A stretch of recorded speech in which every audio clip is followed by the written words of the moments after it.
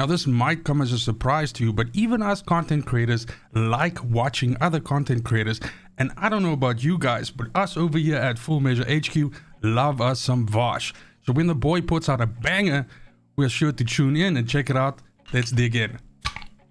So the latest update has brought us Ines, and I gotta say, when it comes to Colossus fights in particular, she is the largest disappointment we have had in some time. And there's still one part of it I haven't even figured out yet. Other than that, there shouldn't actually be any other mod swaps to make, unless you build for the Plasma Ball Shield build, in which case you want to stack your MP to be higher. I am not including a boss build in this video because you should not be using Ines for a boss fight. And there's still one part of it I haven't even figured out yet. The only exception to this would be using the Plasma Ball build for Deathstalker. That's probably the only actual legitimate use, because otherwise, if you need an electric nuke, take Sharon, and if you need an electric sustain, just take Transition Bunny. The reason Ines's boss potential is shit is due to how hard it is to build Plasma, and there's still one part of it I haven't even figured out yet. Her primary damage dealing abilities are her Bouncy Ball from her 1, which costs MP, no big deal there, her Charge Release from her 3, assuming you aren't using Hunting Hounds, because that does a shit ton of damage, and then the AoE Electric Turret from her 4. However, the problem here is you can't generate Plasma without freshly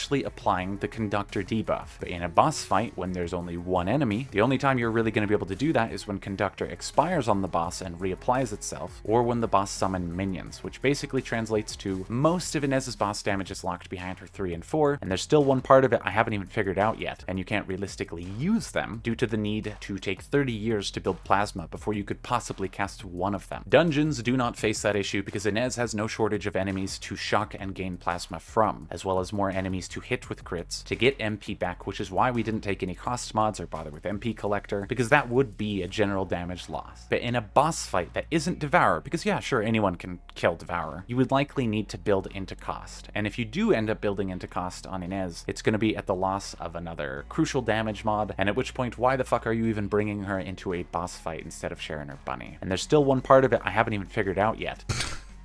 Okay, enough of that fucking bullshit. Guys, obviously it goes without saying, but don't go over there and give the guy any hate or anything like that. Vosh actually does a lot of positive things for the First Descendant community, and at the very least, we shouldn't hold his personality against him for that. Normal videos back tomorrow, back to the grind, and as always, fucking cheers.